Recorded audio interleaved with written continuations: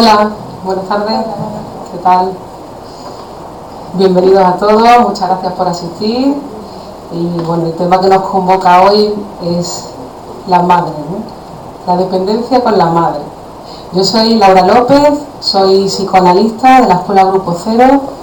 Es una escuela que estuvo fundada en Madrid hace 40 años, este año se cumple el 40 aniversario.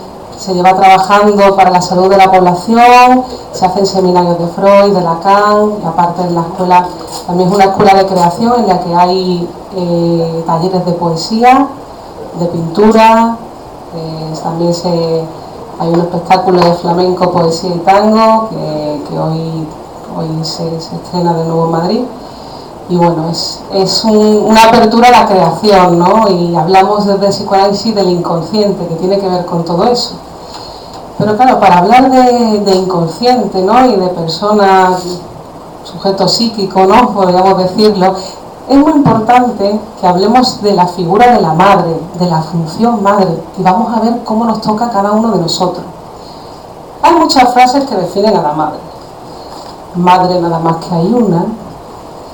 La madre cierta es, el padre incierto. Y claro, por un lado se ensalza la figura de la madre y por otro, pues claro, se refleja lo necesaria que es la figura de la madre para el ser humano.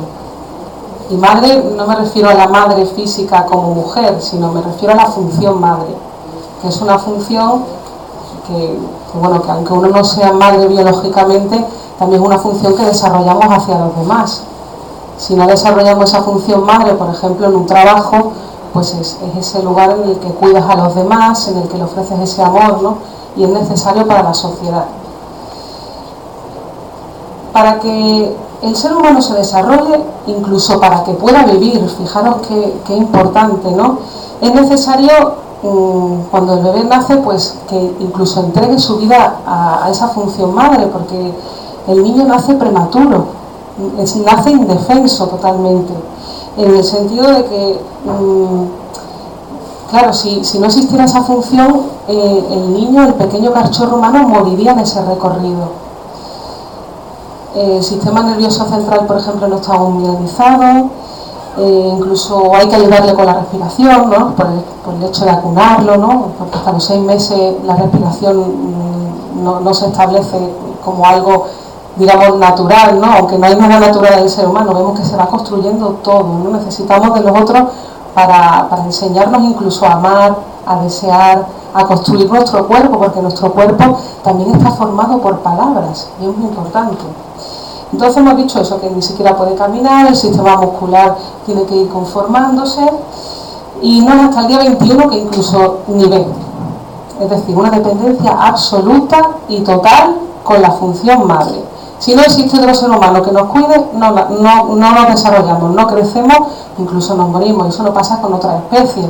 Otras especies vemos que el cachorro está pocos días incluso y ya puede tener una vida independiente, no se puede valer un poco por sí solo. El ser humano no, dependemos totalmente de otras personas. Pero claro, eso también nos pasa en la época adulta, aunque nuestros padres, nuestras madres a veces nos digan qué independiente vas a ser cuando crezcas, cuando seas mayor, y en realidad te das cuenta que cuando creces dependes de muchísimas más personas, porque para cualquier acto, cualquier gesto que tienes que hacer en tu vida necesitas de otros para poder desarrollarte, para poder incluso realizar cualquier función, ¿no?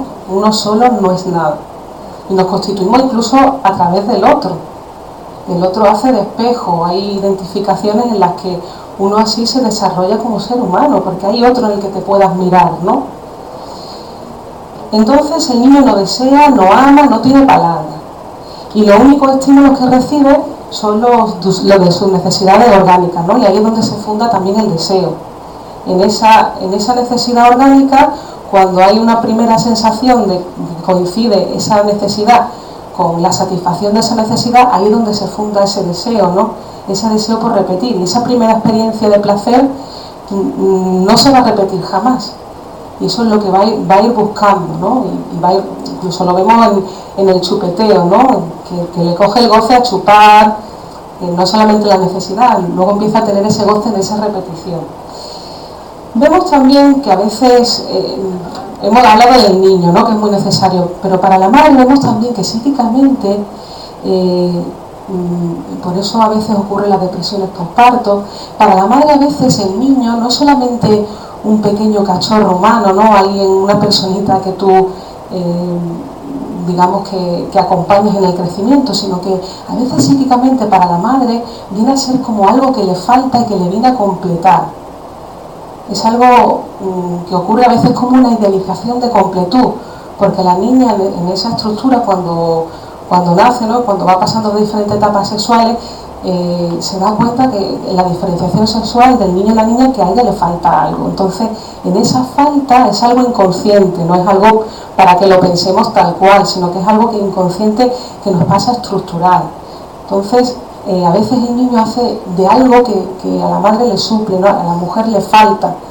Entonces, por eso a veces ocurren las depresiones postparto, ¿no? Porque llegan en la realidad y se encuentran que ese niño pues lo tiene que pasar por la palabra, ¿no? En el sentido que tienes que hablar de esa experiencia, de eso que te ha llegado en tu vida tan fuerte, ¿no?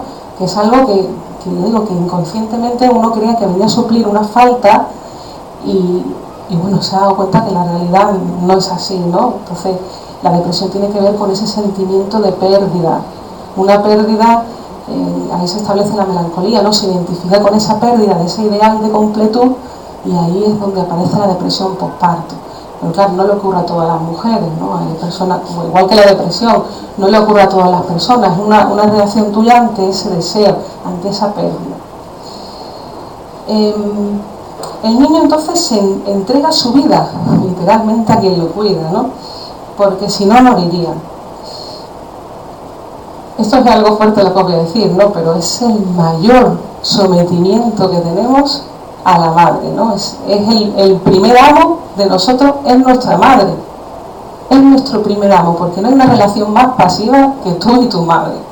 En el sentido cuando somos bebés, ¿no? Porque tú recibes, ¿no? Entonces, tu madre va a ser tu primer amo. También... pero esto del amo, claro, he querido traer un apunte así un poco para que también lo veamos. La cuestión del amo y el esclavo, ¿no? Tiene que ver también, lo vemos a través de la historia, ¿no? En la República había situaciones en las que una persona tenía deudas con otra y se convertía en su esclavo para pagar esas deudas. Pero claro, por eso también es necesario el dinero en esta vida, ¿no? Porque el dinero te permite pagar y liberarte. Porque cuántas personas no tienen deudas con otras y sienten como que tienen esa deuda, tienen que pagarla de alguna manera, ¿no? Se sienten esclavos, ¿no? Entre comillas. Bueno, incluso también había ciertas tribus que como uno le salvaba la vida al otro, el otro se convertía automáticamente en su esclavo para toda la vida, por el hecho de haberle salvado. Algunos dirían, mejor que me hubiera muerto, porque vaya tirano, ¿no? Y bueno, en ese sentido... Cuando nacemos y damos nuestra vida a nuestra madre, también eso nos genera una deuda muy importante, que hay veces que hay personas que no pueden tolerar que tengan esa deuda. Es la deuda simbólica, ¿no? Es el hecho de habernos entregado la vida, de habernos dado la vida, de que haya ya un mundo hecho, ¿no? Y un deseo por el que me construyan ese camino, que yo pueda construir ese camino, y eso genera pues a veces esa intolerancia, ¿no? Incluso a veces por no hacer nada por nadie, porque claro, el hacer algo por alguien también te genera a ti esa deuda. Pero claro, dirías, ¿y cómo se paga esa deuda? Pues claro, esa deuda que tú recibes de una persona que lo da desinteresadamente todo por ti para que tú crezcas, claro, eso es interesante porque esa deuda se paga dando circulación a ese amor, ¿no? No es que vaya al mismo lugar donde donde lo recibiste, sino que luego a ti te toca ofrecer ese amor a través del trabajo, la investigación, la creación, ¿no? Ofrecer ese amor a los demás para que también puedan tener una oportunidad de vida, no un crecimiento, igual que tú lo tuviste, ¿sabes? Claro, hay personas que se quedan en esa deuda, que no rivalizan con la madre, con el padre, porque no toleran que alguien le haya dado esa vida, que le dan tanto, ¿no? Pero claro, lo que no saben es que no hay que devolverlo en el mismo lugar donde se recibió, sino que es para aportar a los demás. Así es como se paga la deuda simbólica. El niño entonces le atribuye a la madre un poder impresionante. Imaginar una persona que te lo colma todo, ¿no? Abre la boca, te enchufa la teta, tiene frío, te pone la manta. Le das una atribución a esa función que para ti, por eso hay la cuestión de la idealización, ¿no? Los niños tienen a sus padres idealizados, son los mejores del mundo. Pero claro, llega un momento en que esa idealización cae, ¿no? Cuando te das cuenta que hay un mundo fuera, están los papás de tus amigos, que son de una manera, que son de otra, entonces ya ese ideal cae, porque claro, tiene que separarse, el niño tiene que separarse de la madre, y ahí es donde venimos ahora, ¿no? Porque claro, la madre y el hijo forman una célula narcisista. Una célula es como una pelota, ¿no? Por así decirlo, una unión muy fuerte, narcisista, yo, nosotros, no hay ellos, están nosotros, ¿no? Y eso es necesario para que la persona se constituya como ser humano psíquicamente, romper esa célula narcisista. Esa mujer o esa madre, esa función madre, ¿no? Hay que puntualizar, no solamente mujer, tiene que separar esa mirada y claro, y hacer que ese niño la desvíe y pueda entrar en el mundo. Tiene que haber un tercero, alguien que rompa esa unión. Porque claro, en un principio incluso el sistema inmune, el niño no tiene sistema inmune desarrollado, tiene el sistema inmune de la madre.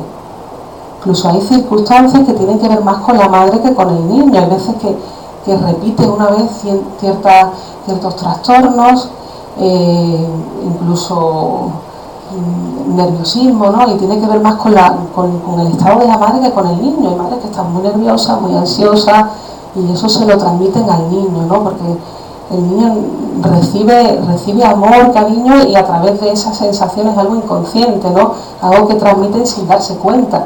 Todos los estados de la madre repercuten en el niño. Entonces, tiene que llegar a un punto en el que viene alguien que rompa esa unión.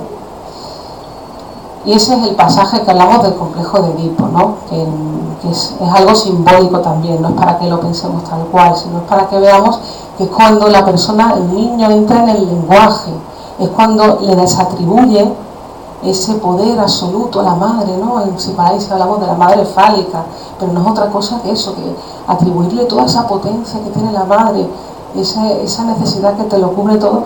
Eso tienes que decepcionarte, tiene que haber una decepción con tu madre.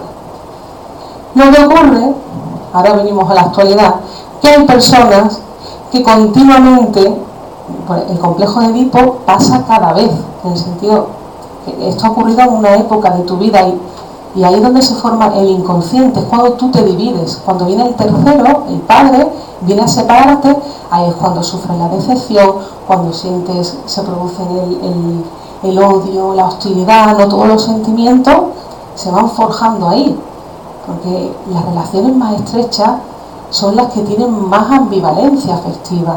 Todas las relaciones cercanas que tenemos tienen ambivalencia afectiva. A la vez que quieres a alguien cercano mucho, también hay sentimientos de rechazo muy fuertes. ¿Por qué? Porque siempre va a haber una frase que te va a decepcionar.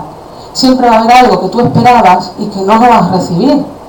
Esa es la decepción. ¿Pero qué ocurre? ¿Por qué digo que el complejo de Edipo pasa cada vez?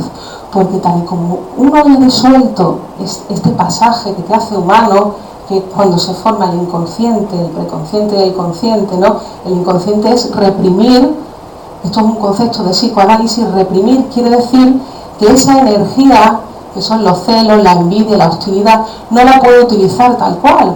Bueno, el niño, si pudiera, mataría a su padre para estar con su madre, si tuviera esa fuerza. Lo que pasa es que la educación viene a reprimirlo.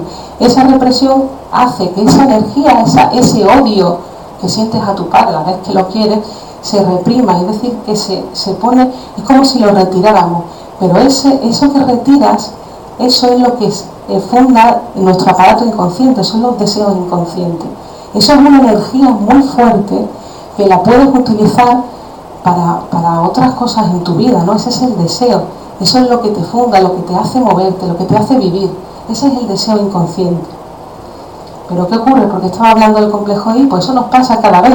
¿Por qué? Porque cada situación de tu vida va a remitir a esa situación, en el sentido que hay personas que, por ejemplo, cuando conocen a otras, inmediatamente se quedan en ese momento detenidos de decepción, no marcan la diferencia, ¿no? La diferencia sexual, no hay heterosexualidad, y con heterosexualidad no me refiero a la homosexualidad vista con elegir un objeto amoroso hombre o mujer, sino que no hay diferenciación sexual, en el sentido de que no puedes tener otra relación diferente a esa primera, antes de la decepción. No tienes esa diversidad, no toleras diferencia, y siempre tienes los mismos tipos de relaciones. O bien, como decimos, te quedas solamente en esa decepción, y vas siempre criticando a los demás, siempre eres la víctima. Te pasa cualquier cosa y tú esperabas que esa persona te dijera, por ejemplo, qué guapa estás hoy, no te lo dice y ya la criticas, ya es una decepción para ti, ya no es lo que esperabas, ¿no? Tiene que ver con algo inconsciente.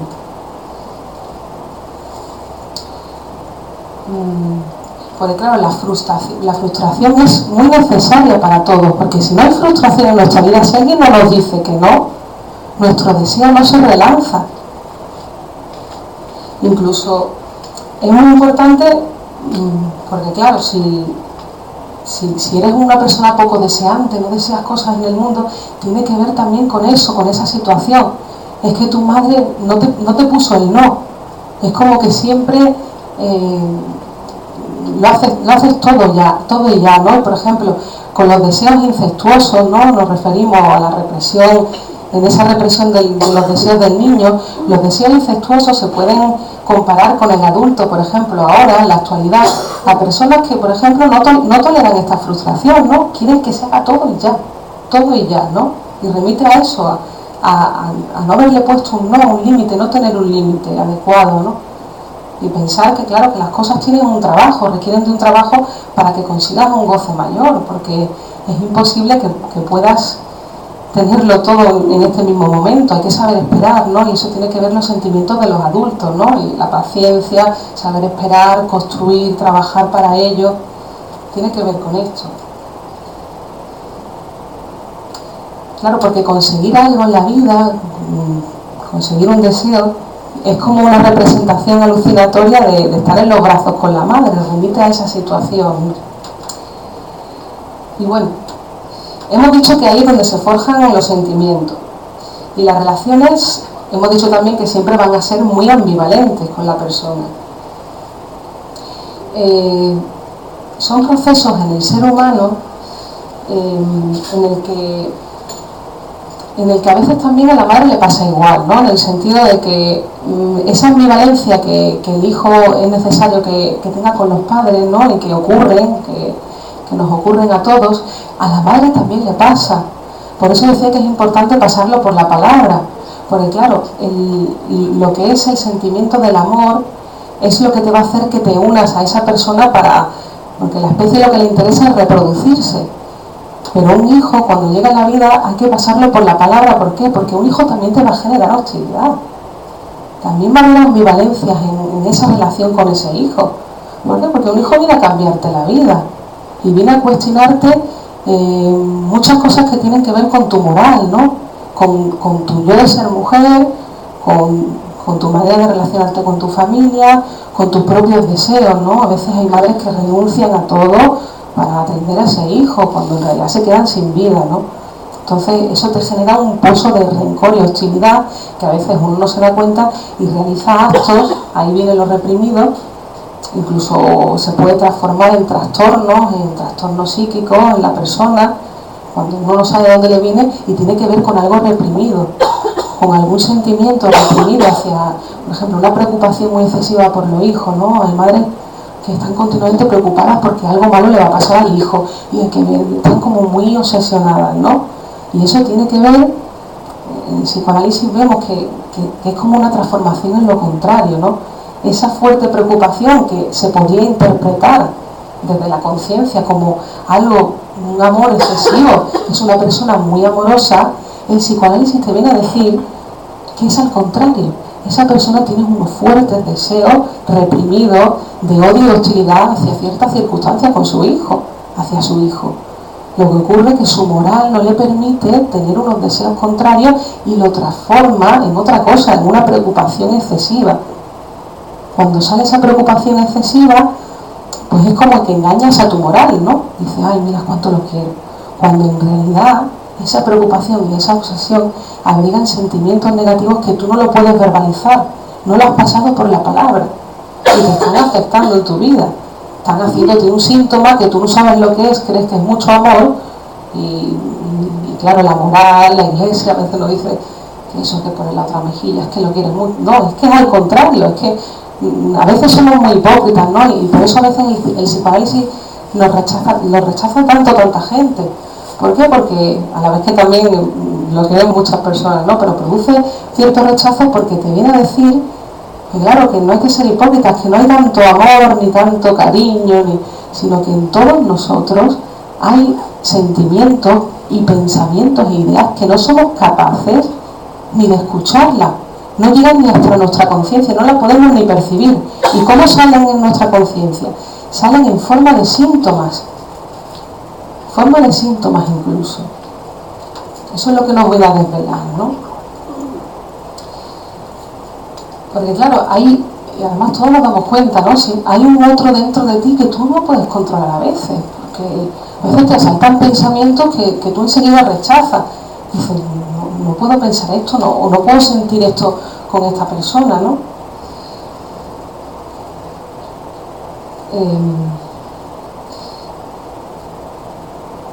Claro, y estábamos hablando también de que eso que me pasa con mi mamá es la entrada al lenguaje, al complejo de Edipo.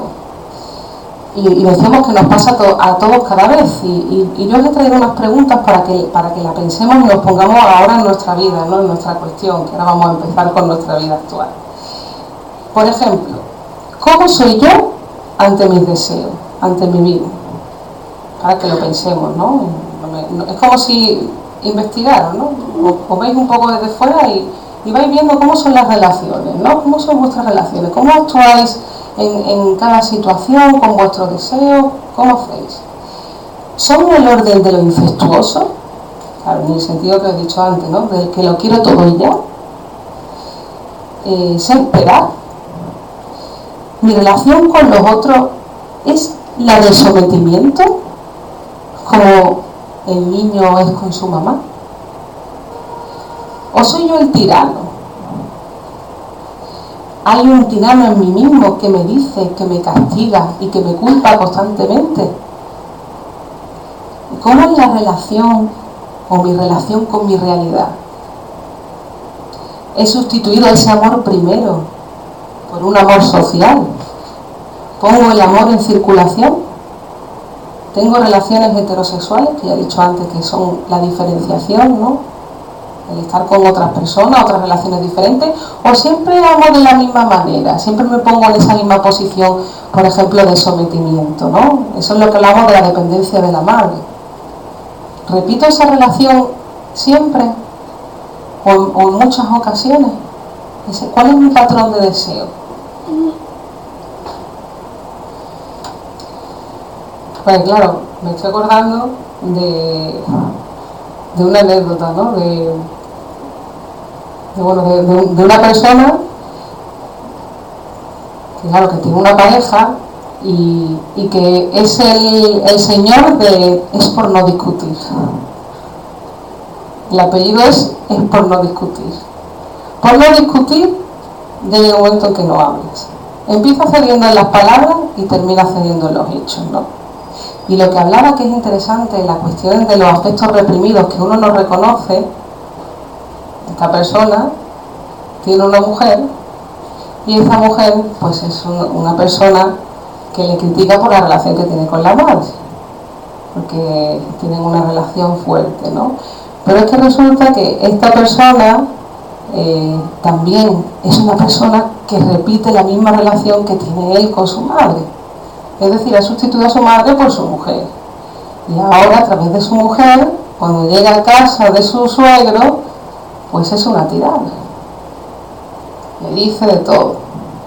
Entonces, claro, cada uno lo ve desde un punto de vista. Pero habría que preguntarse, ¿no será que esta persona tiene algún sentimiento reprimido hacia esa relación con sus padres y utiliza a la otra para castigarlo? ¿No? Porque a veces uno echa balones fuera, echa culpa que es el otro, el que hace las cosas, pero claro, si uno se calla, se hace cómplice de esa situación. Y hay que ver realmente qué está ocurriendo en esa situación. Pues el resultado también forma parte de tu deseo. Tú estás en esa situación, hay un deseo ahí que se está cumpliendo en ti, y ahí vengo a lo reprimido, ¿no? A veces tu moral, a lo mejor podemos tildar a esta persona de calzonazos, ¿no? Por así decirlo. Pero en realidad esa persona está poniendo en juego un deseo reprimido, una hostilidad encubierta que a través de otra persona se cumple, ¿no? Entonces esa es la cuestión, que nada es lo que parece.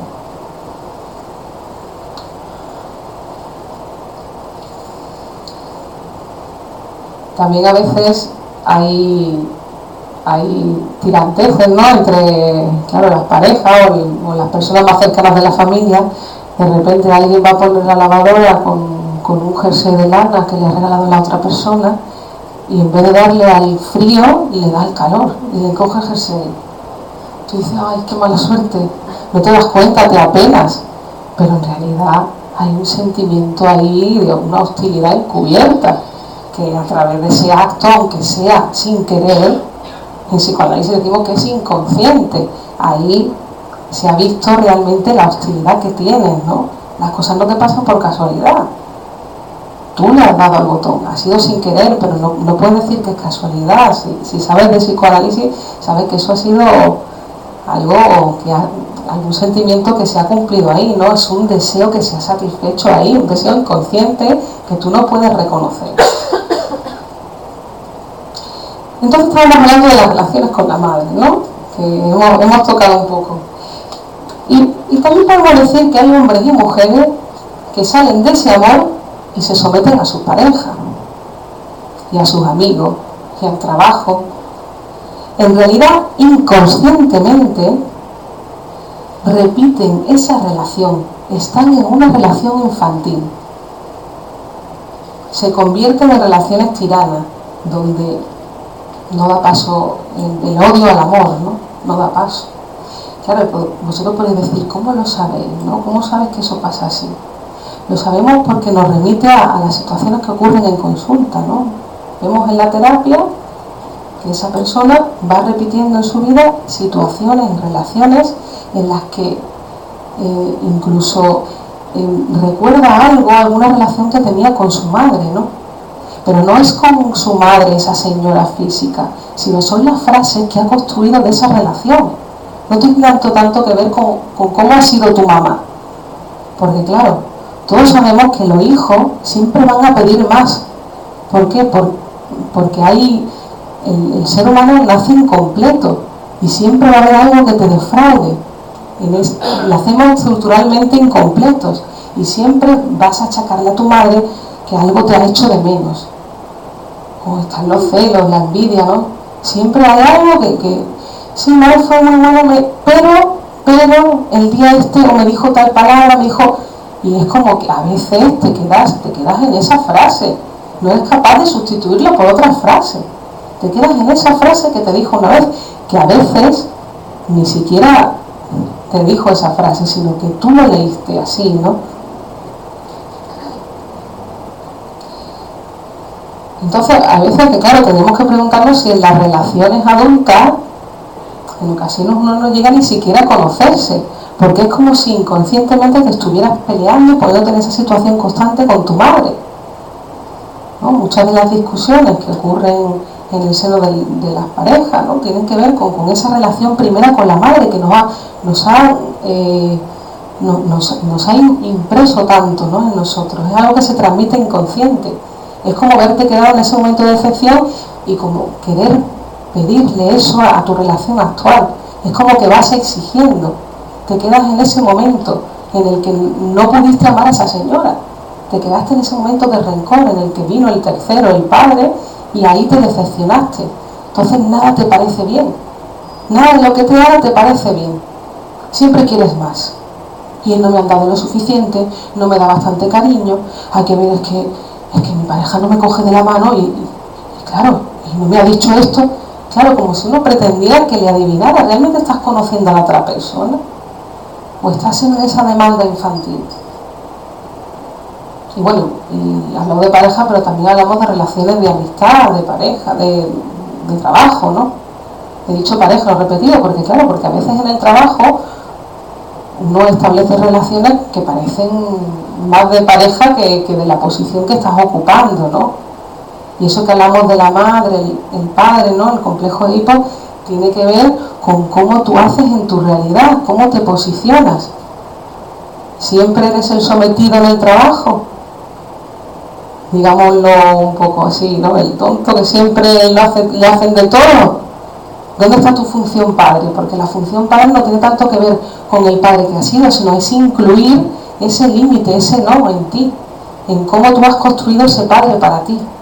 Esa función que la familia es la primera célula, ¿no? El primer elemento de socialización, pero luego está la sociedad, el colegio, el instituto, el trabajo, ¿no? En cada situación se van viendo esas posiciones, tienes que jugar con ellas, se va viendo la posición de autoridad, la ley, el límite, el padre, la función cuidadora, madre, el hombre y mujer, activo o pasivo, ¿no? Si tienes problemas con esos 4 sexos, vas a tener problemas en tus relaciones.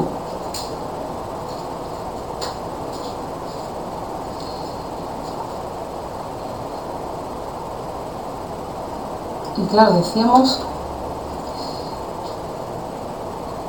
que hay madres e hijos que se van a matar también, ¿no? Que es algo imposible, ¿no?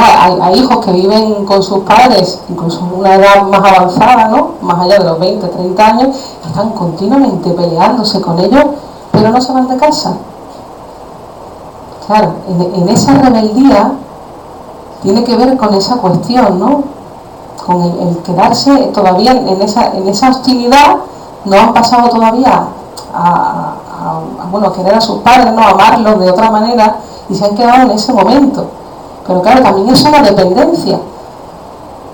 A la vez que te peleas, eres rebelde, es como que estás pidiendo esa separación, pero al final no te separas, te quedas ahí. Entonces esa rebeldía no es tal, es una manera de sostenerte, quedarte en esa relación a través del odio, ¿no? Y claro, hay veces que la familia tampoco permite que el hijo crezca o la hija, ¿no? ¿Por qué?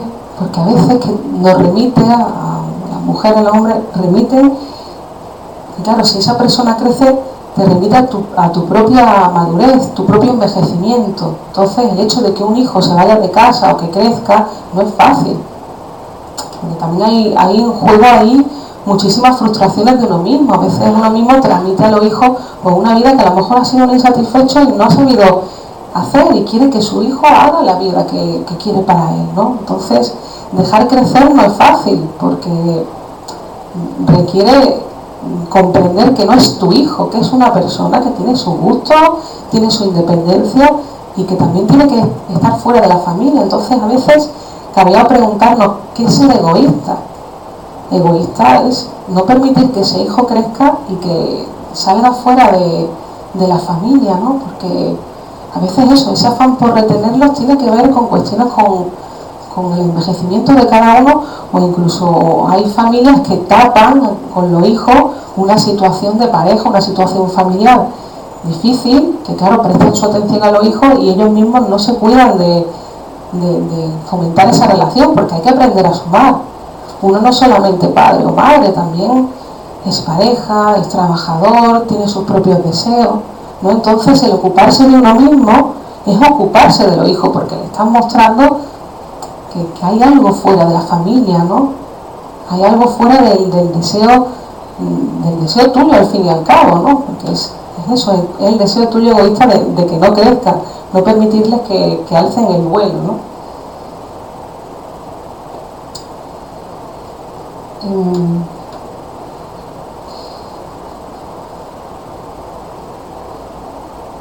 Claro, porque a veces también uno culpa a los demás de las cosas que no se responsabiliza, porque tampoco es justo. Aquí no estamos hablando de que yo tengo una madre, un padre. No, uno se tiene que hacer también responsable de sí mismo. Uno no puede tener 20 años y seguir 30, 40, a personas que hasta 70. Y decir, que ver, por la familia que tuve. Pues por eso soy así, ¿no? Entonces cabría preguntarse cuántas veces uno no dedica su vida por ese sentimiento hostil reprimido hacia sus padres. No es justo que uno culpe, porque una cosa es cómo hayan sucedido las cosas, cómo haya sido la situación familiar, y otra cosa es lo que uno siente de eso.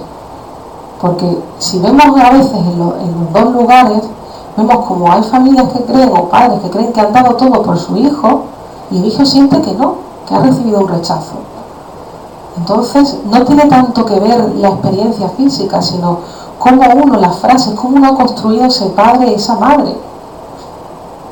Claro, no es justo hacer responsable a personas que claro, una familia es importante porque te transmite cultura, te transmite educación, lo hagan mejor o lo hagan peor. Pero claro, también muchas veces en el error, en el equivocarse, es cuando uno se da cuenta que el otro es un ser humano y aprende a tolerarlo. Porque claro, esa idealización, que hay veces hay padres que quieren hacerlo todo perfecto, pero la perfección no existe. No puedes poner a tu hijo en una burbuja, porque el mundo tiene que frustrarse, tiene que decirle que no, tiene que aprender a que tiene que haber un rechazo, porque gracias a ese rechazo, gracias a que tú no eres tan perfecto, tan perfecta, ese hijo puede desear otras cosas y aprende que es necesario frustrarse, porque gracias a esa frustración es que crece, porque está ahí el principio del placer, que es lo mínimo, la mínima cantidad posible, la tensión mínima posible que necesita, que nuestro aparato psíquico tiene esa tendencia, ¿no?, a la mínima tensión posible. Pero si no hubiera un poco de tensión, de frustración, no nos moveríamos, no haríamos nada en la vida. Entonces necesitamos esa frustración, que nos digan que no. Ahora, si tú quieres dedicarle tu vida a tus padres, decir yo soy así por esta situación, pues es falso, ¿no?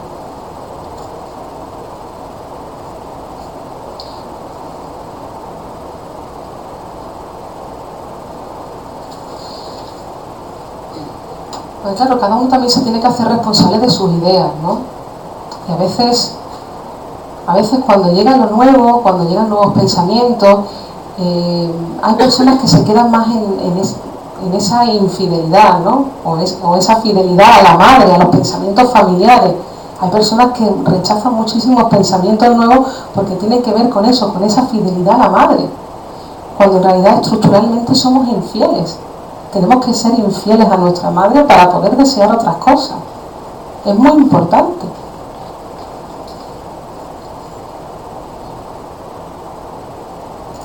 Porque, como decía, ¿no?, hay personas que por no traicionar esa tradición familiar, no se abren al mundo, no se abren a lo nuevo, a las nuevas relaciones. Es como si siempre quieren repetir el mismo patrón, la misma forma de relacionarse con los demás, ¿no? Y claro, no tiene tanto que ver con separarse físicamente, ¿no?, de las primeras familias, ¿no?, del seno familiar, sino que son las frases que nosotros decimos, es nuestro discurso, es las cosas que decimos de nosotros mismos, de la familia, de cómo actuamos en nuestro día a día, ¿no? No tiene tanto que ver, que tú puedes estar separado de tu familia 1000 kilómetros, pero tener las mismas relaciones que las tenías con tu familia. Entonces, es como si no te hubieras separado jamás de esa relación, ¿no? Y yo digo que es algo inconsciente.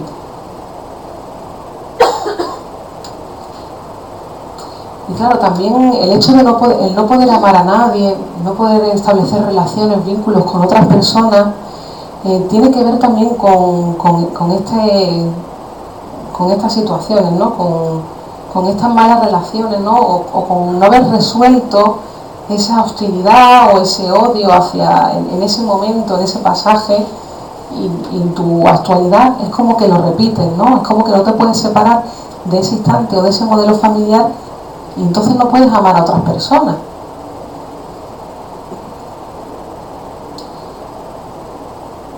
Claro, lo que nos muestra el psicoanálisis, para que ya empecemos un poco ya a hablar, que vosotros también preguntéis, es que el psicoanálisis estudia el inconsciente, que es eso que uno no entiende, que no puede ver a través de la conciencia, pero que te pasa.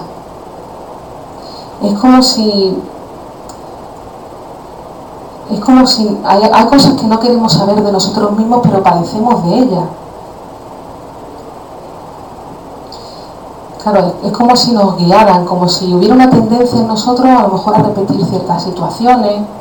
Por ejemplo, hay situaciones en las que uno tiene unas relaciones muy conflictivas con las parejas, con los amigos, y claro, desde fuera, desde la conciencia, ¿no?, por así decirlo, podríamos decir que esa persona no ha aprendido ciertas pautas, ¿no?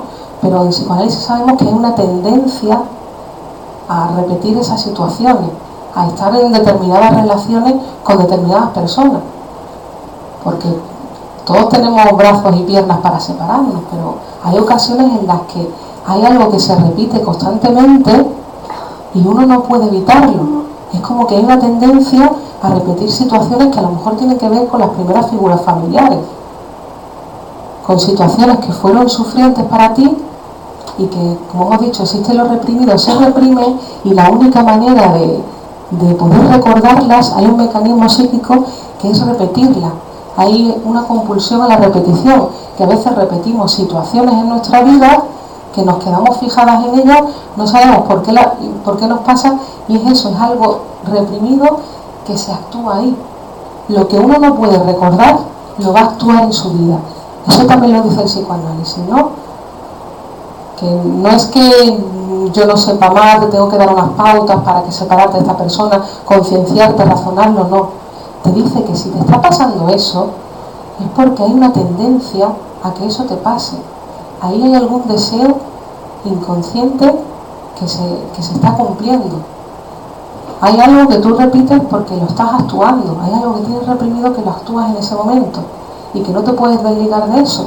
Por eso a veces no se explica desde la razón, desde la lógica, porque hay personas que tienen una relación, pues incluso de maltrato, ¿no?, con otras personas, porque claro, separarse, todo el mundo se puede separar, todos lo vemos, ¿no? Pero a veces eso es una tendencia que al ver que quieres a esa persona también la odias, hay una ambivalencia, y que hay ciertas tendencias en nosotros que desde la moral la tachamos de locura, ¿no?, pero que ocurren en el ser humano. Y ahí es donde viene el psicoanálisis, a darnos herramientas, esa clave, a decirnos que lo que no lo puedes recordar lo vas a repetir, y que hay también tendencias incluso masoquistas en nosotros, y que nos llevan a situaciones que no queremos, rechazamos desde nuestra moral, desde nuestra conciencia, pero nos vemos ahí en el centro de la cuestión y que repetimos una y otra vez, ¿no? Entonces, por ejemplo, hablamos de la dependencia con la madre, ¿no? Pues hemos visto que es la mayor relación de sometimiento, ¿no?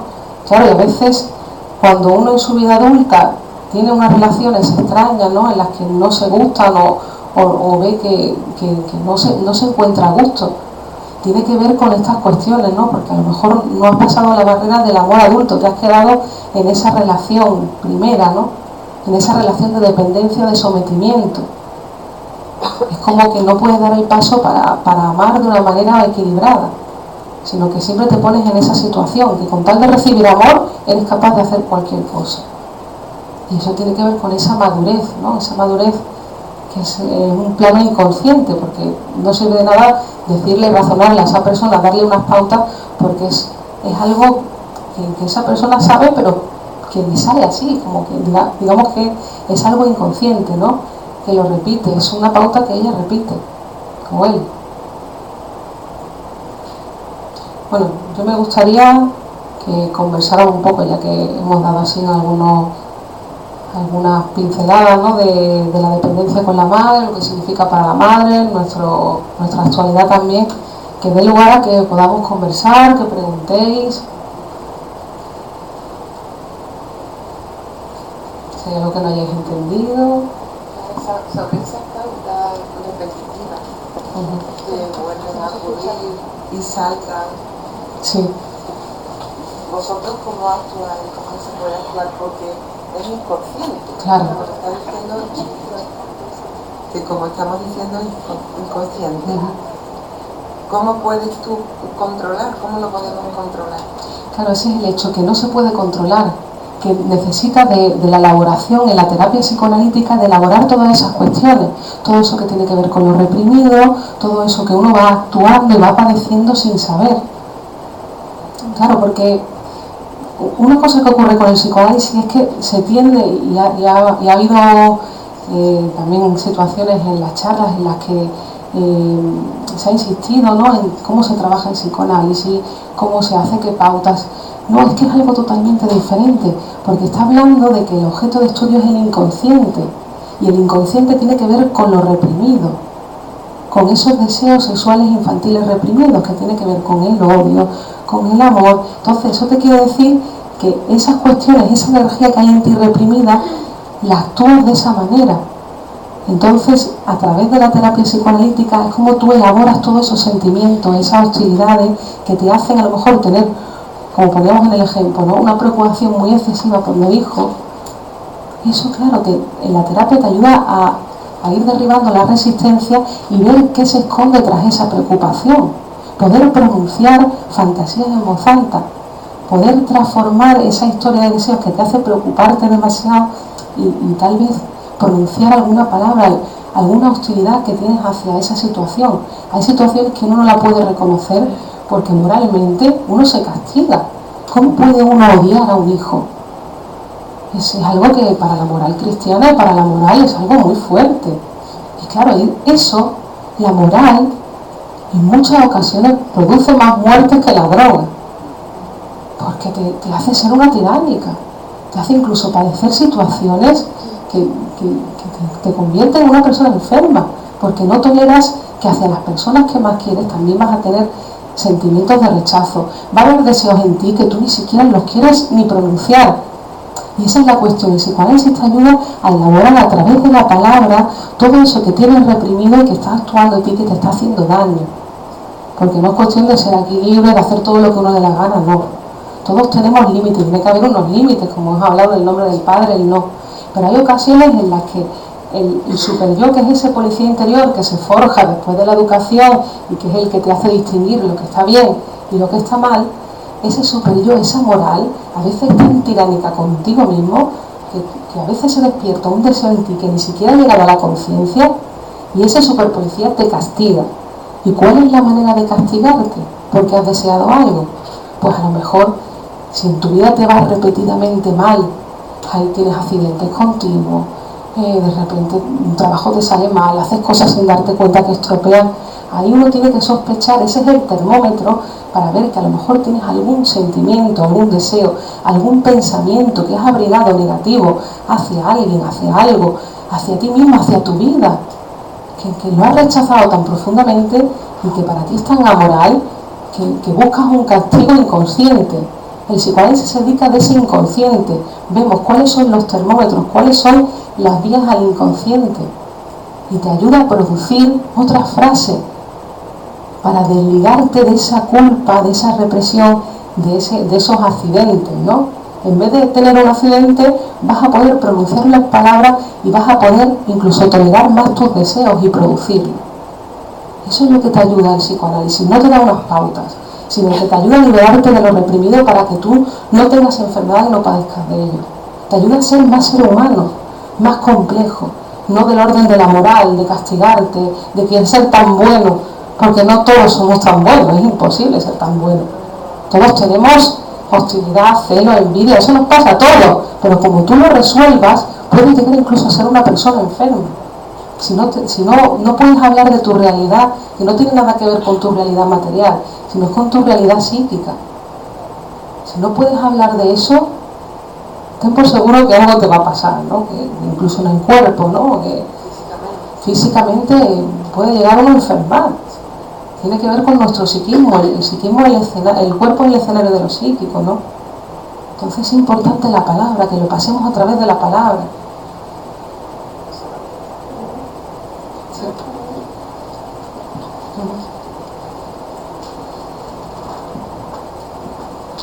pregunta. Cuando hay en una crisis de pareja una relación amor-odio, como dices tú, y hostilidad de la mujer hacia el hombre, o del hombre hacia la mujer y tal, tú has hablado de la relación del hijo con la madre.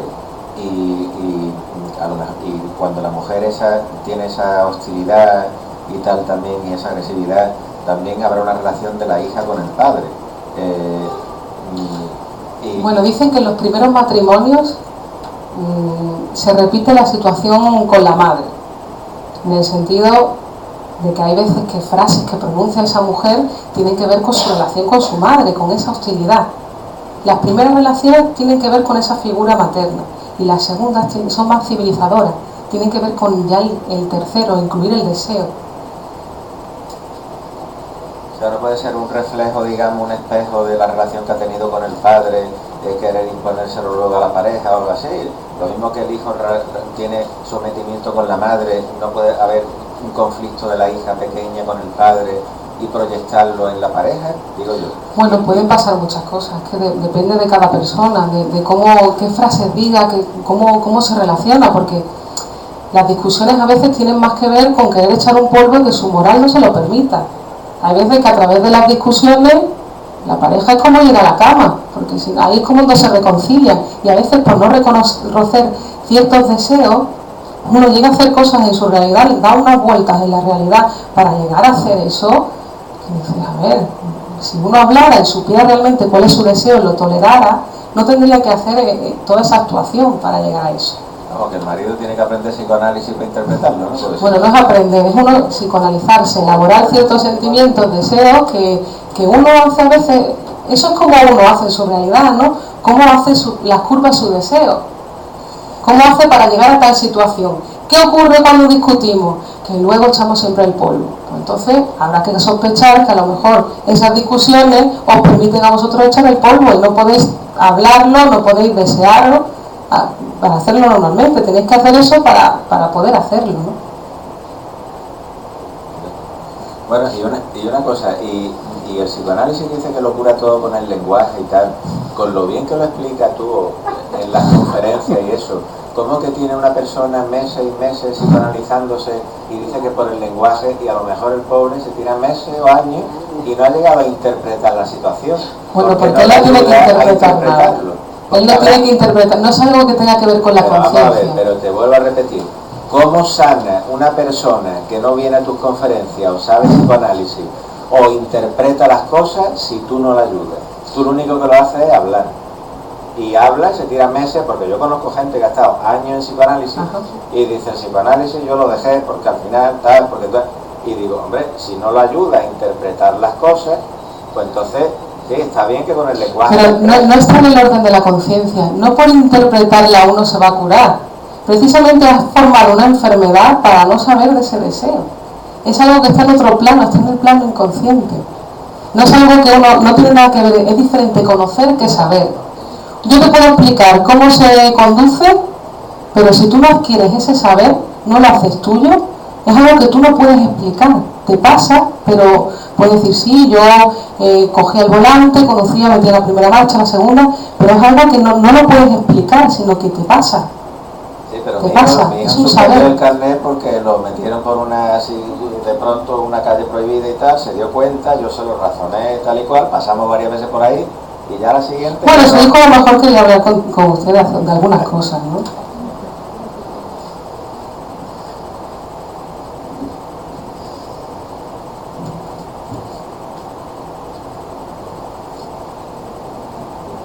Hola, buenas tardes. Hola. Vamos a ver, yo tengo un amigo que siempre dice lo mismo, dice, es cierto, yo a mi madre siempre solo digo, madre, solo hay una, cerveza en el frigorífico. Entonces la madre se tiene que ir a por una cerveza. O sea, eso... El tirano, ¿no? Él es el tirano, ¿no? Eso está bien, está bien. Y sacarle presión al asunto, volver las cosas serias un poco más alegres. Entonces, las cosas van así. Uno puede imaginarse todo de la forma seria o de la forma cómica. El sentido del humor tiene que ver con eso, con desrealizar la realidad, que a veces es tan dura, ¿no? Si uno tiene sentido del humor, aprende a reírse de uno mismo, ahí es cuando uno también está elaborando. También Freud le decía que los chistes tienen que ver con lo inconsciente, ¿no? A través de ahí están levantando una represión. ¿Por qué en las épocas de censura, de grandes conflictos políticos, hay tantos chistes y se cuentan tantas cosas? Porque ahí es como te liberas, ¿no? Te liberas de esa realidad. Te produce eso, la represión se levanta. Estamos tan reprimidos que a través del chiste tú sueltas esa agresividad que tienes, ¿no? Porque hay chistes de la suegra, tanto que se repiten, etcétera, etcétera. Porque hay una hostilidad ahí que a través de ese chiste la liberas, ¿no? Los chistes tienen mucho que ver con todos nosotros, ¿no? A mi madre, su abuelo, o sea, mi tatarabuelo, le llegó a decir que una mujer no llega a ser mujer hasta que no es madre, y que el hecho de que tenga un hijo da un significado a la mujer, la convierte en madre. Evidentemente, esos tiempos que vivió mi madre eran tiempos tribales. Si no, imagínate que una mujer sea mujer solamente cuando tenga un hijo. Tribales. En estos momentos no estamos en tiempos tribales, estamos en tiempos en los cuales todos somos individuales, individualistas, y hemos perdido prácticamente nuestras raíces. Entonces, ¿qué ocurre? Hoy en día, lo que hay por ahí por el mundo, y tú lo estás diciendo de una forma u otra, es mucho degenerado que no ha llegado a aprender cuál es su sitio en el mundo. A mi madre, su abuelo, le llegó a decir, tu sitio en el mundo es ser madre. Sin embargo, claro, pero luego no elige las frases que quiere, porque de tantas frases que le dicen a uno, escoger solamente esa. Hoy en día las personas pues cada uno se responsabiliza. No saben ni siquiera el lugar que ocupan en el mundo, y de ahí viene toda esa problemática. Quizás parte de la problemática venga precisamente de no haber tenido un aprendizaje, de no haber estado en esa tribu que te pone límites. Tú dices, te frustra, pues sí, te frustra, pero te ponen en tu ubicación. Bueno, esto era lo de hoy. Claro, pero si ya hablamos de personas adultas, ya somos gente responsable, no podemos culpar la educación que hemos tenido, el lugar donde hemos nacido, porque las leyes, la oportunidad de crecer, estamos en continuo cambio constantemente. Pero el adulto no es responsable. Entonces hay que sospechar que si uno le dedica su vida y culpa a la educación que tuvo, donde ha nacido, hay que sospechar que le está dedicando la vida, sigue aún en esa relación. Sigue existiendo infantilismo en la edad adulta. Es más, en esta claro, sociedad, porque no olvidamos posiciones anteriores. En esta sociedad un hombre nunca llega a ser adulto, una mujer puede, un hombre es imposible. Bueno, dentro de cada hombre también hay una mujer. Tenemos a papá estado. Y un padre y una madre. Eso es lo que tenemos que tener claro también, ¿no? Que los cuatro sexos tienen que estar en nosotros. El hombre, la mujer, el padre y la madre. Son funciones. Y tienen que ver con eso, con la estructura psíquica, con las frases que decimos, con cuando utilizamos la función madre de cuidar a los demás, cuando el no, el límite, cuando somos más activos, cuando más pasivos.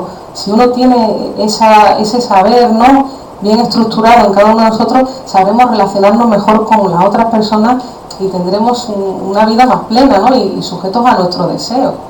A veces hay personas, como decíamos, en la relación de sometimiento, ¿no?, que le falta tener instaurada esa función padre en uno mismo, de poner ese límite, ¿no? Solamente está en esa situación pasiva. Al individuo le cuesta bastante ser él mismo, como para que encima le metas una esquizofrenia diciendo, no, tienes ahí a un hijo, a un padre, a una madre y a una mujer. Vamos, eso ya sería... No somos individuos, somos sujetos individuos. No, somos individuales, no divididos. Ese es el problema. Si no fuéramos tan individualistas, nos iría mejor. Porque necesitamos de otras personas para vivir, de muchísima gente para vivir. Cada uno sostiene un montón de relaciones. Para no ser individualista tendríamos que volver al estadio precedente, que era el tribal. Entonces, en el estadio tribal, y eso lo tienes en los bosquimanos, por ejemplo, no hay individualismo. La sociedad como tal es el individuo, la sociedad, o sea, no hay individualismo. Pero bueno, en la sociedad no puedes elegir. En la sociedad nuestra eres individualista o... Claro, pero es como echarle la culpa a tu madre o tu padre también. No, es la sociedad. Uno se tiene que responsabilizar. Tenemos que responsabilizar de nuestra vida, de nuestros deseos, ¿no? No hay que echarle la culpa, ¿no? ¿Tienes alguna pregunta más? Sí, la pregunta era... Sí. Pero es que no me dejas hablar. La pregunta es la siguiente. ¿Dónde se origina el psicoanálisis, según tú? ¿Cómo que dónde se origina? Sí. Tú lo pones, lo fechas en Freud. Claro, el psicoanálisis comenzó con la obra de Sigmund Freud, la interpretación de los sueños. Ahí se produjo el concepto de inconsciente, que es lo que hace que el psicoanálisis sea fundado como ciencia y que tenga un método y una técnica, que es la asociación libre. O sea, que tú no ves un precedente. Bueno, ya otros autores hablaban del inconsciente, ¿no? Incluso en la literatura se hablaba de algo que estaba dentro de o debajo de, y ya Freud vino a darle la forma, vino a decir que es el inconsciente, que no es algo que está debajo de nada, sino que es algo que se produce, que son los deseos inconscientes reprimidos. Ahí es cuando se funda el psicoanálisis como ciencia, en 1900, con la interpretación de los sueños, de Sigmund Freud. La tan denostada religión nos remite un poquito antes. Nos dice que José en Egipto interpreta los sueños. Bueno, pero eso no tiene nada que ver con el psicoanálisis. Sí lo tiene. Los críticos ha habido siempre porque soñamos todos y es algo que si estás en el pensamiento mágico se creía que venía alguien de más allá a traernos un mensaje. Pero ya Freud lo introdujo y lo produjo como un elemento para explicarnos que los sueños tienen que ver con nosotros, que es una producción psíquica, que no viene nadie de fuera a decirnos nada, sino que es una producción del propio individuo. Tiene una interpretación, pero después de haber pasado por el psicoanálisis. Pero el sueño sí que es un factor común. Claro, porque todos soñamos, todos tenemos psiquismo y todos tenemos inconsciente. Por eso se fundó ahí, porque nos trajo a través del sueño, nos trajo una realidad humana. Nos dijo que soñamos todos y que a través del sueño nos explicó cuáles eran los mecanismos psíquicos, que eran los mismos que el lenguaje. Eso es lo que nos trajo Freud, y que sanos y enfermos tenemos el mismo aparato psíquico, el mismo, no está dañado. Una persona que tiene obsesiones, que tiene una neurosis, no tiene el órgano, el cerebro dañado.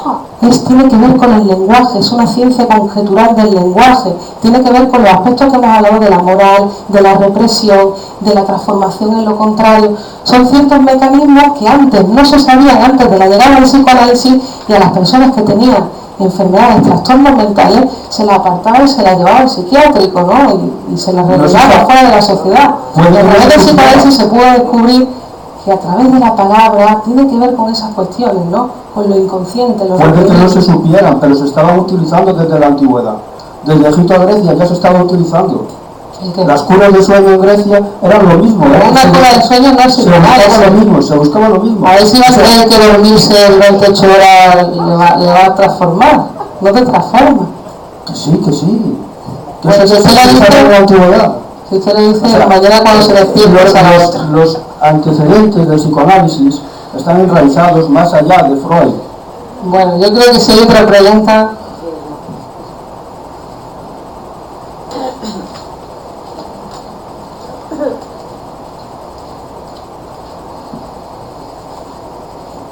Laura, en primer lugar agradecerte, tus aportes desde un punto de vista enriquecedor, por lo menos para mí, supongo que para los demás también, y tu generosidad. Y ahora, ante mi falta de formación con respecto al psicoanálisis, te voy a tener que mandar a los a que me voy a tener que hacer terapia. Me hace escribir, la otra vez te escribí un texto. Ay, sí, bueno, pues lo hablamos. A ver, lo que me interesa ahora, si es oportuno la respuesta, es, ya que estamos hablando de la conferencia va de la dependencia de la hija con la madre, ¿cómo se tendría que resolver desde el punto de vista? Parece que estás hablando de ti, ¿no? No es de las hijas, es de la dependencia con la madre. Como yo soy mujer, pues entonces me he identificado con la hija. Pero afortunadamente no soy consciente, a lo mejor me tengo que dar un coque y llamar a Freud. Bueno, bromas aparte, me gustaría saber cómo se resuelve de forma natural, normal, para que no haya dependencia, o por narices tenemos que tener dependencia, hijos, hijas, con las madres, para tras la frustración resolver. Es que la dependencia es necesaria, porque si no nos moriríamos. Necesitamos de esa dependencia con la madre. Lo que pasa que que tiene que venir el tercero, el padre, para separarnos. Lo que pasa es que hay madres que no dan lugar a ese padre, ¿no? No incluyen ese elemento que es el tercero, no incluyen la separación con los hijos. Entonces es como que el hijo y ella parecen una masa. Entonces si tú no permites que entre un tercero, que le separe de ti, ¿no? Es incluir el saber que una mujer tiene vida aparte de la maternidad, ¿no? Lo que estaba hablando Manuel, ¿no? Y claro, el saber que una mujer tiene vida aparte de la maternidad tiene que ver también con eso, ¿no? Con enseñarle, mostrarle que hay un mundo después de esa unión, de esa dependencia. Ahí es cuando le ayudas a tu hijo a dar el paso, a desviar la mirada, a darse cuenta que tú no eres tan totipotente, que no le vas a dar todo, que hay un mundo que tiene que encauzar el deseo hacia ese mundo. Esa es la cuestión, ¿no? La dependencia es muy necesaria, depender de la madre. Si no dependiéramos de la madre nos moriríamos. Pero luego tiene que haber otro paso, que es ese tercero que tiene que irrumpir esa relación. No puedes estar embelesado con tu hijo toda la vida, dejar de trabajar, hacer todo por el hijo. Ya eso es cuando repercute, ¿no? Incluso tiene que ver con cierta psicosis, ¿no? Con ciertos trastornos que perjudican a ese bebé, porque no le permites desviar la mirada de esa función. Hay dos identificaciones primordiales. La primera es distinguir entre un ser humano o otras personas y de esa unión con tu madre. Esa es la primera identificación. Y la segunda es la identificación que viene con el complejo de Edipo, ¿no? Que es la de identificarte con la madre o con el padre, dependiendo del sexo, para formarte como persona, ¿no? Pero la primera es la primordial, es separarte de tu madre. Si no, estás en otro mundo, has forcluido la realidad, ¿no? Y tiene que ver con psicosis, esquizofrenia, ¿no? Con esa situación en la que el mundo no existe, estás tú y tu madre solamente, en ese abrazo, ¿no?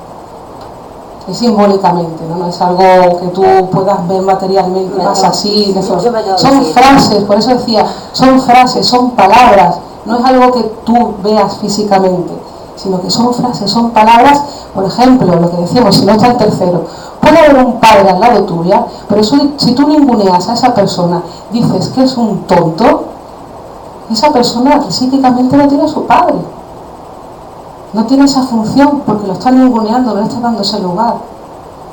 Por eso es importante también que las parejas se lleven bien, porque claro, luego vienen estas situaciones y estropean a los hijos, ¿no? Porque si tú no le das la función a ese padre, es como si tú solamente nacieras de una madre. Y claro, un hijo viene de dos sexos, ¿no? Y ahí es donde uno aprende la mortalidad. Uno es mortal y aprender, porque inconscientemente uno siempre es inmortal. Es difícil tener la concepción de que nos vamos a morir.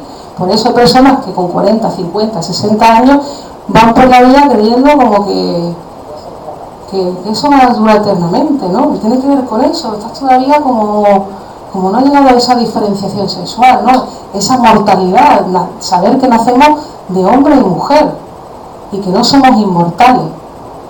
Uno, porque sabe que va a morir, es porque se pone las pilas y hace cosas en la vida. Si no, es como eternamente que crees que estás con la teta de tu madre todo el día, ¿no? Estás todo el día como embelesado, como no tomas decisiones, te crees que la vida va a pasar, no va a morir nunca la muerte, ¿no? Inconscientemente es difícil saber que uno va a morir, ¿no? Bueno, y aprovechando, me ha quedado más claro.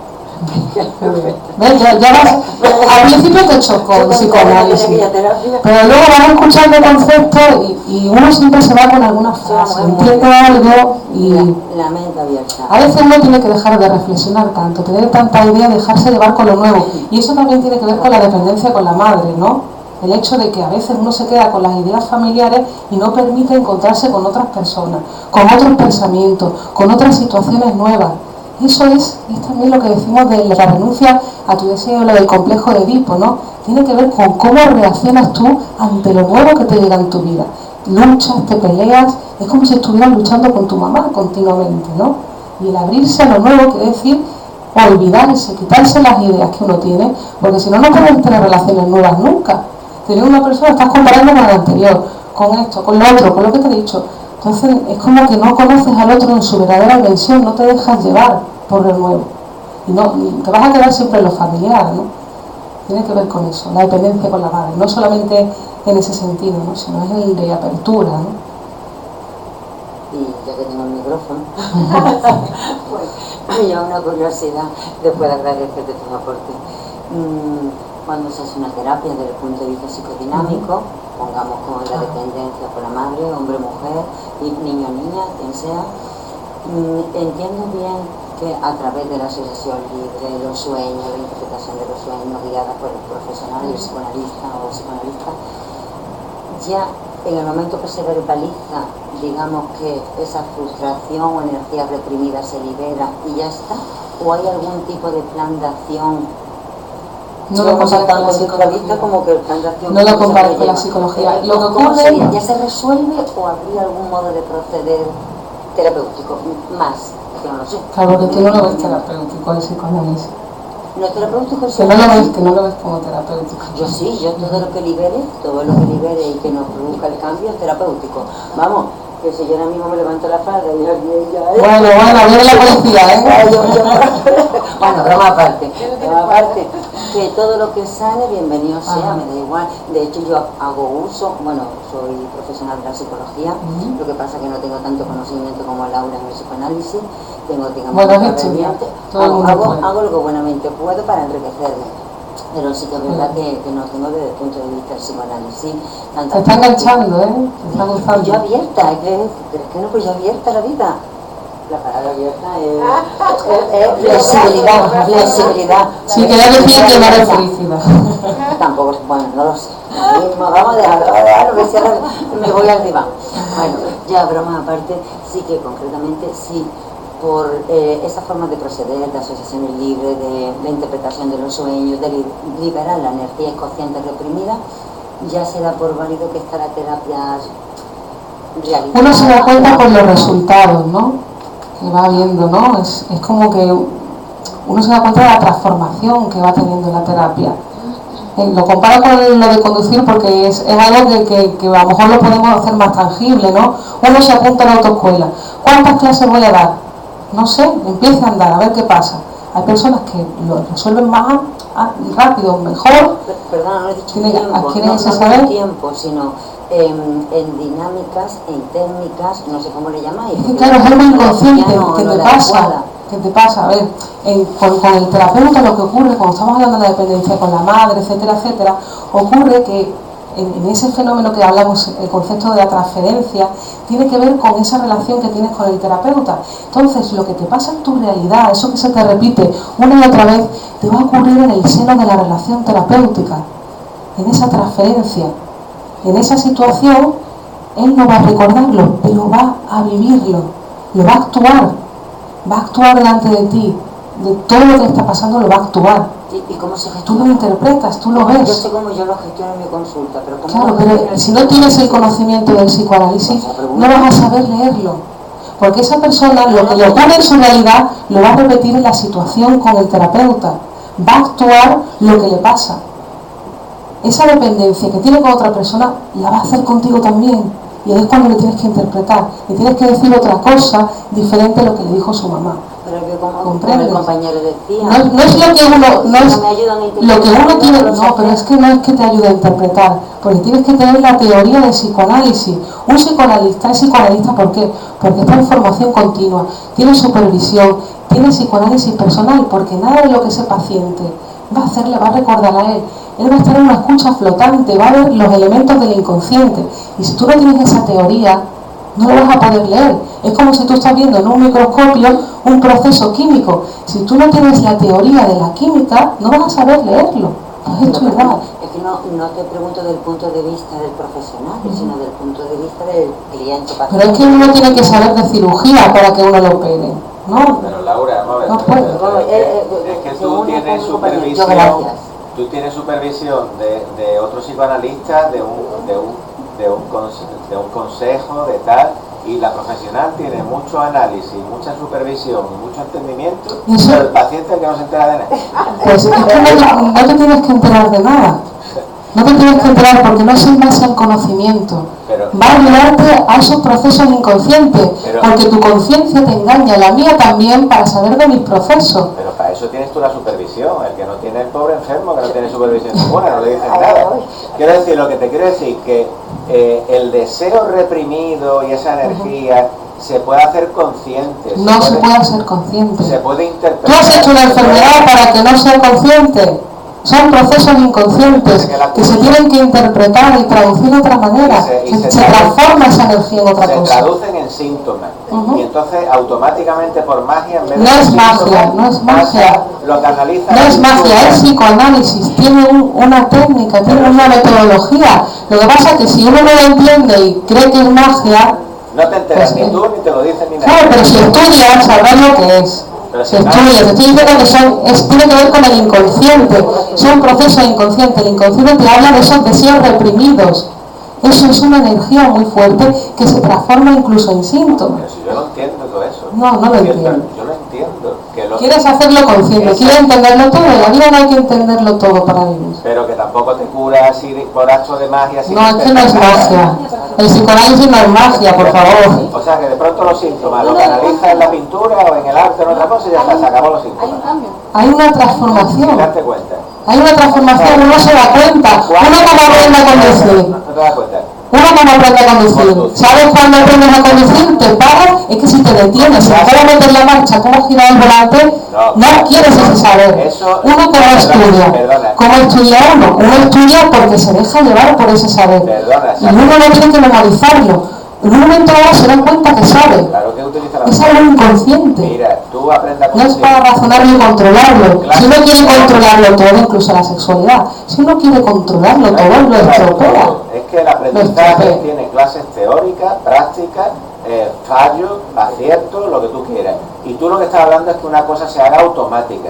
Tú aprendes a conducir y mi hijo al principio estaba muy... Habla mucho de tu hijo, Claro, porque estaba muy atento, porque le he dado un montón de clases. A ver si la dependencia tiene que ver contigo y con tu hijo. Pero yo no estoy hablando de mi caso, yo estoy hablando de un ejemplo. Bueno, siempre uno a través de otros casos habla de uno mismo.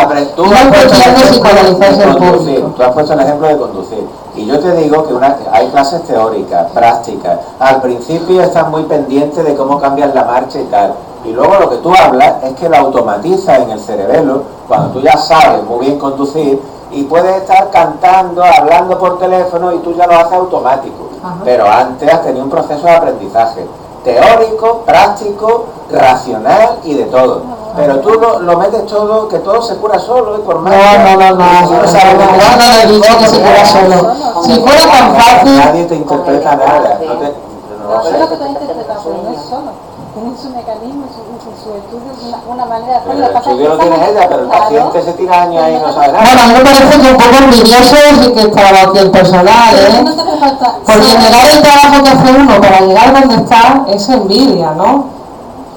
A ver, porque es un recorrido como profesional hace para decir tanto, ¿no? Y el querer eliminar todo eso...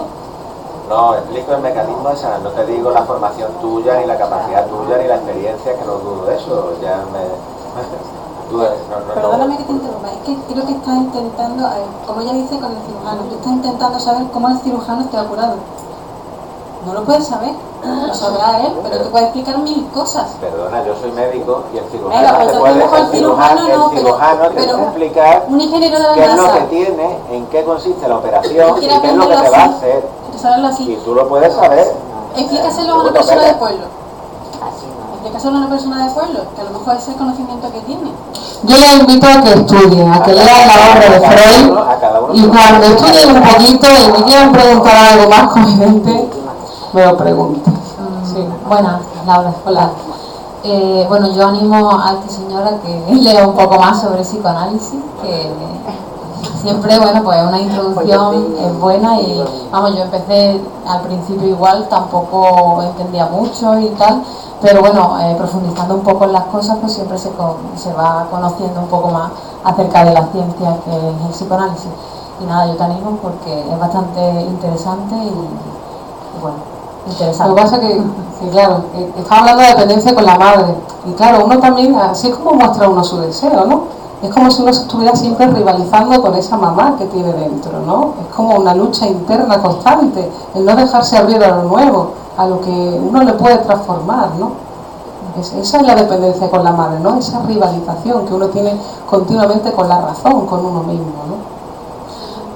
Bueno, yo quería preguntarte, Laura, la dependencia con la madre a nivel psíquico me ha quedado claro que todos dependemos, ¿no?, en un momento dado de esa madre, pero me gustaría saber si en esa dependencia o sea, en posición de hija, tu dependencia hacia tu madre puede tener esa dependencia hacia su madre, pero enfocándola en sus hijos. ¿Sabes lo que te quiero decir?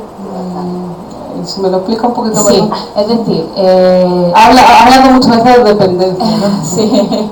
A ver, la dependencia que nosotros tenemos hacia nuestras madres, ¿vale? Pero ¿y qué pasa cuando la madre tiene una dependencia hacia su hijo? ¿Es también reflejo de su dependencia con su madre? Bueno, ya lo hemos comentado, ¿no? Que una madre cuando tiene un hijo es como le recuerda, ¿no?, a eso, cuando el hijo se va a cierto el envejecimiento, ¿no? El hecho de que uno cuando llega al hijo, pues es como que estructuralmente cree que eso le va a completar. Y claro, en el crecimiento a veces esa dependencia que se tiene a los hijos es porque incluso a veces se abandona la propia vida, ¿no?, y se tiende a focalizar todo el deseo en esa persona, porque en realidad estás hablando de ti. Y claro, el depender esa persona del hijo, pues eso te puede remitir a no querer envejecer, a no hacerte sujeto de tu deseo, ¿no?, a tapar algo a través de los hijos que cuando se vayan se va a descubrir, vas a tener que hacerte cargo, ¿no? Pero digo que son frases, ¿no?, son posiciones que uno tiene ante las frases, ante la vida, ante su deseo. No es tanto con el hijo, sino es ante tu realidad psíquica, ¿no? ¿Para qué utilizar los hijos? ¿Realmente lo dejas crecer o lo utilizas para tapar algo en ti, algo que tú no eres capaz de hablar o de desarrollar? Muchas gracias. Sí. ¿Esto tiene algo que ver con la falta de autoestima? La falta de autoestima. ¿A qué se refiere con esto exactamente? Bueno, los problemas de relaciones madre-hijo porque se afectan con ese tipo de relaciones. Ajá. Bueno, la autoestima tiene más que ver, porque claro, uno se forja la autoestima a través de los otros, a través de otras personas, ¿no? Y hay una energía que es el narcisismo, ¿no? Que uno a través de otras personas es como también se quiere a sí mismo, ¿no?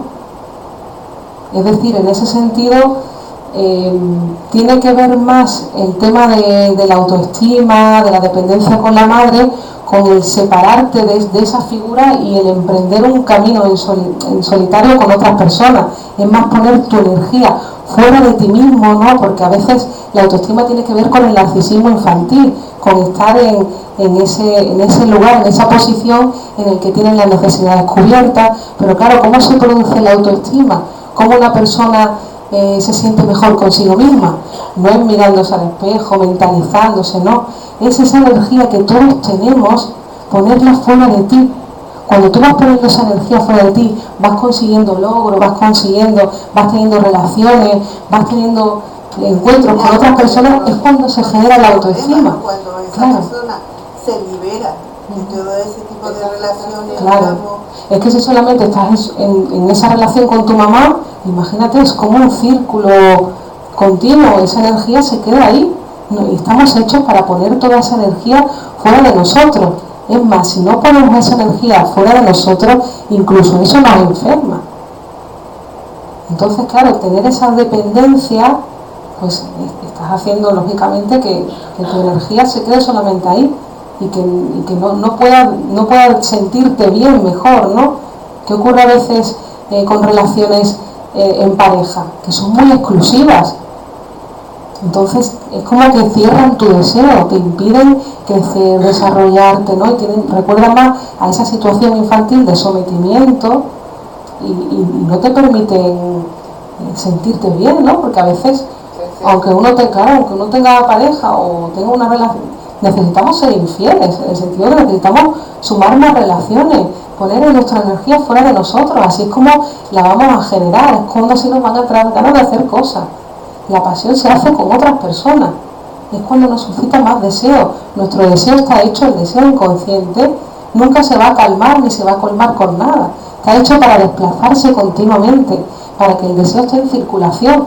Y si uno tiene una relación en la que es muy exclusiva, en la que se cierra muchísimo a esa persona, pues que te apaga porque, claro, te apaga. Claro, pero uno es el que hace esa relación, no es que es la otra persona. Si uno tiene que pensar cómo yo amo a los otros, igual soy yo el que le otorgo el poder al otro. No es que ha venido esa persona y me ha tocado a mí, qué mala suerte, no. Algo tiene que ver contigo, es una relación de dos. Tú has hecho que esa relación sea así y tiene que ver con esa posición infantil. Por eso es importante hablamos del psicoanálisis, porque transforma tu manera de pensar. No es que te va a dar unas pautas, porque todos sabemos lo que hay que hacer. No es cuestión de aprendizaje, sino hay una transformación. Hay algo inconsciente que te tiende a ti a estar en una relación de esa manera.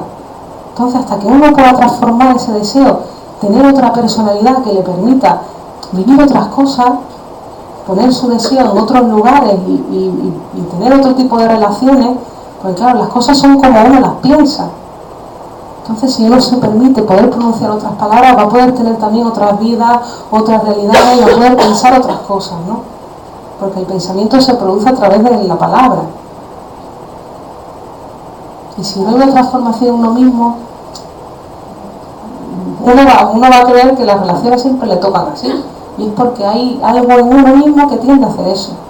Tiene que haber una transformación, y la transformación se consigue con el psicoanálisis, porque es algo inconsciente. Venga, muchas gracias. Yo creo que ya por hoy basta, ¿no? Ya vamos a poner el nombre del padre, ¿no? La función padre, vamos a poner un límite. Pues muchas gracias por venir y yo creo que ya nos encontramos el año que viene. En fin, feliz tarde a todos.